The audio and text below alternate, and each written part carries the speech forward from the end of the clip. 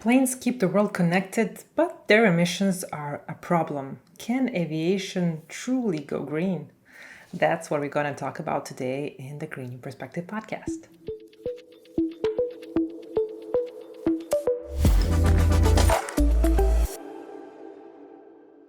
Hello, friends, and welcome to this wonderful place on the internet where we're talking about innovative technologies that are reshaping our world and discovering marketing strategies that are fueling growth in this space. If you like what we do here, please consider subscribing to our channel on your favorite streaming platform. We are everywhere from YouTube to Spotify to Google Podcast, Apple Podcast. We publish video and audio, so you can choose if you're gonna listen or watch our episodes. Also, if you have some time, we would really appreciate if you can leave us a comment or a review, because that is the only way we can actually improve our content and bring more amazing guests to our podcast. Today we are focusing on the aviation industry. Why, you ask? Well, because that industry is one of the toughest to clean up. But World Energy, company that we are dedicating this episode to, is taking it heads on. They are producing sustainable jet fuel at a commercial scale, helping companies reduce their carbon footprint. I'm hosting LeeAnn Baronett. She's the Vice President of Marketing and Communications at World Energy, and we are going to discuss how they're shaking up this industry. So let's get into it. This episode of Green New Perspective is brought to you by New Perspective Marketing. For over 20 years, New Perspective has helped future-focused B2B tech companies grow by building thought leadership, attracting better qualified leads, and driving pipeline growth. If you're ready for smart strategies, measurable results, and a partner who's invested in your success, visit npws.com to learn more. Hello, LeeAnn, and welcome to the Green New Perspective podcast. Hi. So, for starters, can you tell us more about yourself and share your role at World Energy? Yeah. Hi, everyone. My name is LeeAnn Baronett, and I'm the Vice President of Communications and Marketing at World Energy. And what's World's energy mission and impact? Yeah, so we started as a biodiesel producer back in 1998. And over the last almost 30 years, we have grown to be a major manufacturer of biofuels produced primarily out of our facility in Paramount, California. And so what a biofuel is a fuel that's made with renewable inputs, which we typically call feedstocks. And the thing that makes them renewable is that they are feedstocks that can be easily regenerated through agriculture or even through CO2 capture and that sort of thing. We make primarily sustainable aviation fuel. We were the world's first producer of sustainable aviation fuel in 2016. But we started out as a biodiesel producer, like I said, in the late 90s, back when biodiesel was a new cool thing. And what's really interesting to me about World Energy is just how we've continued to grow and evolve over the last almost 3 decades. So we started out with biodiesel, then that evolved into renewable diesel, which is a fuel that can be used in existing diesel engines, so in ships and heavy duty trucking and that sort of thing. From renewable diesel, that led us to start exploring sustainable aviation fuel. And now sustainable aviation fuel is leading us to exploring uses of other fuels like green hydrogen and also something called renewable naphtha, which is a component that is used in all sorts of chemical processes. But one of the biggest that it's used in is plastics. So thinking about renewable plastics and polyester and that sort of thing. So, you mentioned SAF. So, can you explain what that means, why it's innovative, why this is a next step for World Energy? Yeah, so SAF is sustainable aviation fuel, and it is made from renewable feedstocks. And those are typically agricultural products like waste fats, oils, and greases. It is a 100% drop-in fuel, meaning that it can be used in existing aircraft engines and infrastructure without any modifications at all. And it is actually currently used in flights. It's blended, it's approved at a 50-50 blend with traditional jet fuel, and it's been used to power hundreds of thousands of flights around the world. Sustainable aviation fuel is a cleaner burning fuel. So not only does it reduce life cycle emissions over the production process by up to 85% compared to traditional jet fuel, it's also cleaner burning, so it emits fewer particulates when you burn it, and that leads to cleaner air, land, and water. So we're excited about sustainable aviation fuel for all of those reasons. But one of the things that we're really excited about is this new business model that we're pioneering, which we often refer to as SAF as a service. So what that means in simple terms is it's a way for these sort of unexpected, non-traditional customers to participate in purchasing and benefiting from SAF. Historically, SAF is something, or jet fuel in general, whether it's SAF or traditional jet fuel, is something that's been purchased by airlines. But the thing is, they're not the only ones who are responsible for the emissions that are created by air travel. Airlines wouldn't fly without passengers. And so companies that have a lot of people and goods that they fly around the world on planes, they're responsible for generating a lot of those emissions. So think of a company like Microsoft who flies people around the world to do business and also flies their products around the world, or a consulting company like BCG, where the overwhelming amount of their business is their consultants flying. So there are a lot of companies who generate what those are called scope 3 emissions in the language of carbon accounting. There are a lot of companies who generate these emissions, and there are a lot of companies who care about that and want to take responsibility for that. SAF as a service enables them to be able to address those emissions that might otherwise be out of their control. And so what SAF as a service means is it recognizes that there are two important components of work from a fuel like sustainable aviation fuel. And one of those is the traditional work of combustion that we think of when we think of fuels, powering a plane around the world. But the other component of work and the other component of value is those emissions reductions, the decarbonization benefits. So with SAF as a service, we separate those two things out and sell them as two different products. So the emissions reductions are sold as something called a sustainable aviation fuel certificate. And a SAF certificate is equal to 1 metric ton of decarbonization. And that decarbonization is tied to actual physical gallons of fuel that we produce at our facility in Paramount, California. And the way that it works, the way that SAF certificates work is a company will figure out the air travel scope 3 emissions that they generate. They'll come to us to purchase SAF certificates to meet those emissions or whatever percentage of those emissions that they want to address. We produce fuel in order to make that happen. We take the SAF certificates and we enter them into what's known as a book and claim system, which is a chain of custody model that tracks the fuel from how the feedstock is grown and produced through production and delivery. And then, once the fuel has been verified as made, it's in the system. We put the physical fuel into the fuel system in Southern California, close to our facility, so we can minimize transportation and logistical burdens and emissions and cost and all that fun stuff. The emissions, both the fuel and the emissions reductions, the SAF certificates are tracked in that system, and the SAF certificates are allocated to the customer, and then they can take those certificates, those emissions reductions, and retire them against their aviation emissions for the year. Book and claim is an independent system, so it's third-party verified, and that's really important because, the whole process is traceable, transparent, verifiable, and really ensures against double counting.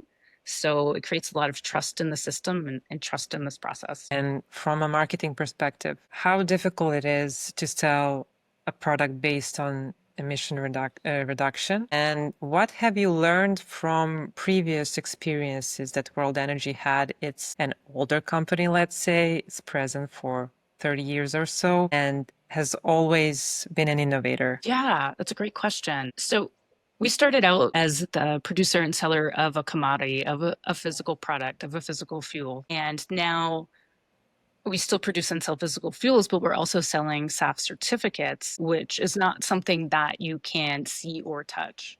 And it's always easier to sell something that's physical that people can see. We have the saying that a picture is worth more than 1,000 words for a reason. So education is really important for us on advancing this concept and helping our customers understand the value. We try to do a lot with multimedia to try to bring this to life for people so they can see how it works. So infographics and videos and that sort of thing are really, really important. But like I said, education on this concept and how it works is something that we really leaned into. The good news is, though, we say this is a new business model, and it really is for the concept of sustainable fuels like SAF. However, the concept of, separating off the environmental attributes from the physical fuel or the physical product isn't new. It's something that's in use today widely in other areas of renewable energy. And it's also something that's used in things like fair trade coffee or fair trade chocolate. But coming back to renewable energy, it's essentially the same idea as something like community solar, if you know what that is. So with community solar, for example, my husband and I use renewable energy, solar power in our home, but we don't have solar power on our roof. We're members of a community solar farm, which means that we pay to have whatever energy we produce through solar power at this community solar farm. But that energy does not come directly to our house. It goes into the grid.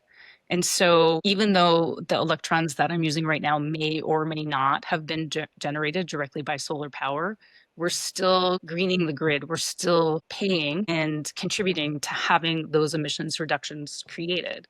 So it doesn't matter if I'm using them or somebody a mile away from here is using them, they're still being used. And as we like to say at World Energy, emissions reductions, emissions saved anywhere are emissions saved everywhere. And that's exactly the same concept as SAF certificates. And do you have a success story that showcases the impact of your work?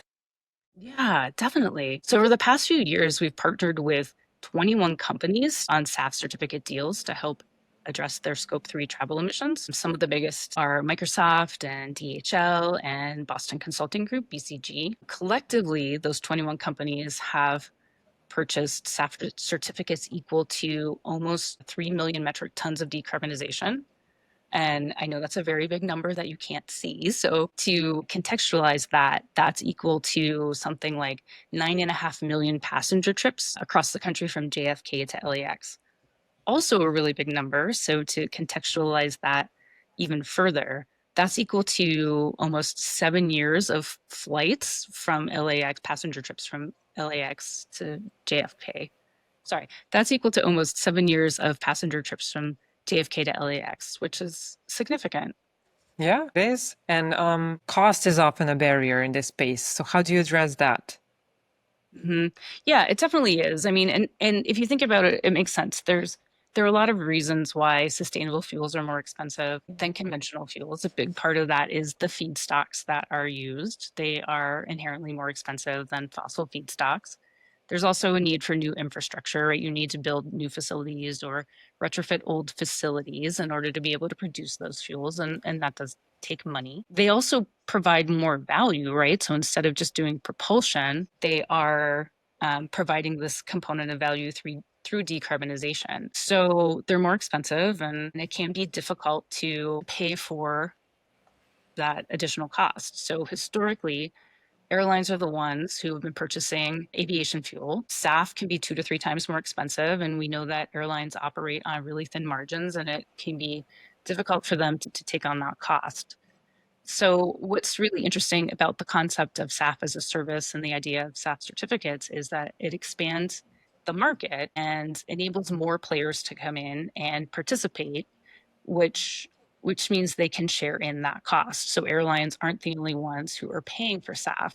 Companies like Microsoft or DHL are paying for it as well. So when you're sharing that cost, it's going to be cheaper. And then that helps unlock what we call a virtuous cycle, right? So if it's cheaper, you're going to have more demand for it just naturally. When you have more demand for it, that leads to more confidence in the market. Confidence in the market is important because it takes investment in order to make these new facilities. And, if an investment firm doesn't see that there's long-term demand, that this facility is going to be around or be needed 20 years from now, they're going to be hesitant to invest millions of dollars into something like this. But when you have that confidence in demand, you're going to have more investment. More investment is going to lead to more facilities. More facilities lead to more staff. And when you have more staff, it's cheaper. And so, as you know, cheaper, more demand, and it's a cycle that continues and just helps the market really take off. But how do you create that demand? This is more like an input for other companies that are not at the same level as World Energy. How do you communicate the value propositions to stakeholders? How do you create demand and position the product on the market? Yeah. Yeah. So I talked before about educating people on how this works. There is also a component of education on the value that it provides. So showing businesses that there is value in decarbonization or helping them understand that value of decarbonization. I think this is a shift we're starting to see in marketing around clean energy. So just in general, so the early adopters, the messaging could be really focused on the moral argument around it, the obligation, why this is the right thing to do. And now that it's becoming more of a mainstream thing, you're starting to see that messaging shift to the materiality of it all.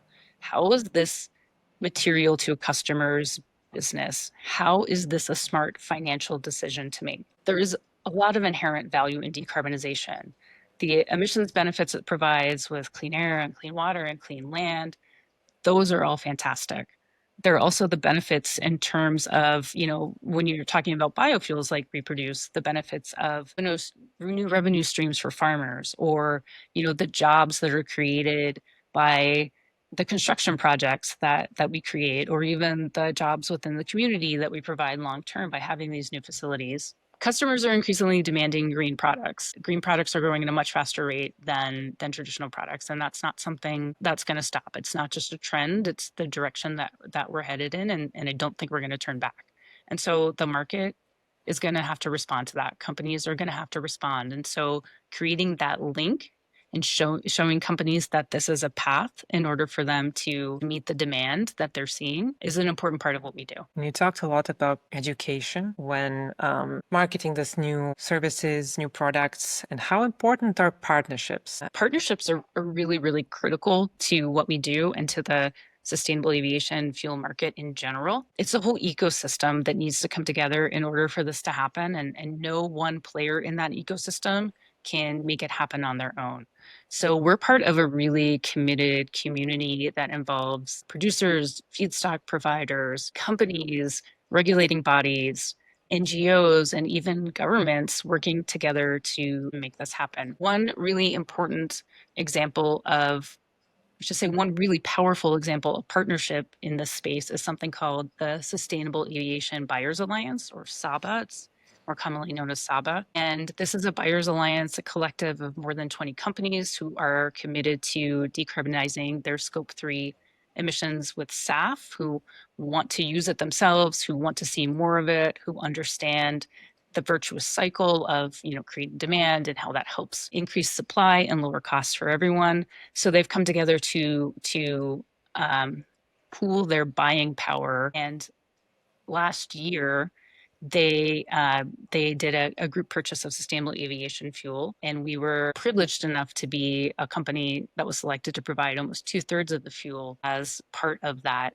deal. But things like that are really important because they send such a strong demand signal and create so much support for the space. And so partnership it's something that matters, and we wouldn't be here without it. And how do you leverage events, let's say like Climate Week, for that stakeholder engagement? Yeah, Climate Week and other events like that are so important because it's a way for this community to come together and have discussions that really matter, to talk about important topics, and to really chart a path forward.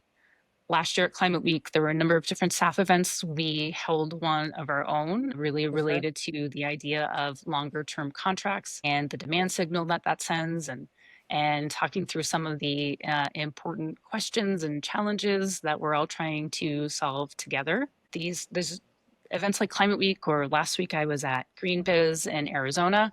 They're just a way for us to help strengthen that ecosystem and share education and move forward together. I really like the saying that if you want to go fast, go alone. If you want to go far, go together. And we're trying to go really far with this community. And so it's important for us to have those times a few times throughout. It's important for us to have moments throughout the year to come together like that. So you mentioned that sustainability is not a trend, but this new way of doing business. But when we talk about trends, what trends would you say that are shaping the clean industry right now? I think this idea of, SAF as a service, or the idea of decoupling the environmental attributes from a fuel or from a product, that is a really important trend that I'm excited about right now. You're seeing it, we're starting to see it more and more, not just, we're seeing uptake of this concept in aviation. So we're not the only company that sells SAF certificates. Others are doing it as well. And it's really great to see that happening. But you're also starting to see it in other hard to abate sectors. So things like shipping, maritime shipping, and also green steel. And I think that's something you're only going to see more and more of. And then one other thing that really excites me too is just seeing the ecosystem taking shape in order to support this. It's so important to have that support in every part of the value chain. And so, the ecosystem is things like registries and standards bodies and NGOs, and just really seeing that start to gel and solidify has been fantastic. And for companies just starting to market their eco-friendly, let's call them initiatives, what advice would you give? Yeah, I think it's really important to meet people where they are and not expect them to come to you. So you really have to understand your audience, understand the things they're dealing with, the challenges that they're facing, and then provide them with things to help them solve those challenges. It's important to show them that you're a partner, that you're there to help them. And that's something that we really pride ourselves on at World Energy is providing this service. We call it SAF as a service because we really lean into the service component of it. We like to see ourselves as a guide and a resource for our customers from the beginning through the end, working with them on their needs, their challenges, and how to solve it, and whether or not they end up solving it with us or maybe even using somebody else or a different solution. That doesn't matter as much. We're really here for our customers, and we're here for the industry. We're really committed to the industry and to seeing it grow. In order to do that, it's really important that you have people on your communications and marketing team who understand what you're doing. It's important. I cannot overestimate the value of hiring strong communicators who are able to understand complex topics and how to translate those for a less technical audience, how to translate those into things that resonate with your customers. That's a very rare skill. Not everyone has it. It's not easy to find, but it's what separates good marketing communications from the rest. And what excites you most about the future of clean energy and decarbonization? I'm really excited to see this idea of separating the environmental attributes from the fuel take off more, because I really think we're only going to start to see it accelerate. I'm excited to see green products, more demand for green products as well. And then what excites me about World Energy as well is just how we're continuing to grow and evolve. We're producing more SAF now than we ever have before. We're producing it at a higher rate, and it is also higher quality, meaning that it takes less of our fuel to get the same carbon benefits. And that's really fantastic to see. I'm also really interested in the new products that we're working on, like green hydrogen and also renewable naphtha. If you think about how much in our world is plastic, like if you look around you right now and you see how many things on your desk are made of plastic, or even how much plastic is in the clothing that you're wearing, you start to see that the opportunities for that product are endless. And it's really exciting to think about. I think that we covered a lot regarding what you do, but for our audience that want to learn more, where they can get informed or get in touch with you. So I recommend visiting our website, worldenergy.net. We have a knowledge hub section of our website, which is a resource that people can use to learn about SAF, the production process, all sorts of different technologies and different aspects of sustainable aviation fuel and also green hydrogen. I think I would also recommend following us on social media, really on LinkedIn. You can learn a lot there as well. And one more thing, when you go to our website, there is also a space where you can sign up for our newsletter. So I recommend that as well. Oh, awesome. Thank you. Thank you, LeeAnn, for being our guest here at the Green New Perspective podcast. Yeah, great to be here. Thanks for having me.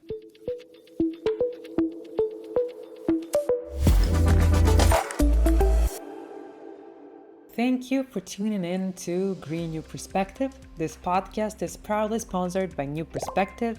We are a Boston-based marketing agency working with Cleantech clients solely for over 20 years now. And if you want to check out how we help our Cleantech clients to grow, you can click on the link in the description of this episode. If you like what we do here with the podcast, giving some amazing people from all over the clean tech space a place where they can showcase their innovative tech aimed at combating climate change, you can support us in so many ways. You can leave reviews, comments, or consider subscribing to our channel on your favorite streaming platform. We've noticed that around 75% of you who are regularly watching our show are not subscribing. So just by hitting that subscribe button, you could help us to grow, to get even more people from the climate tech space and create additional content. So please consider doing that. Thank you in advance. And of course, thank you for tuning in to this episode, and hopefully I'll see you in the next one. Bye.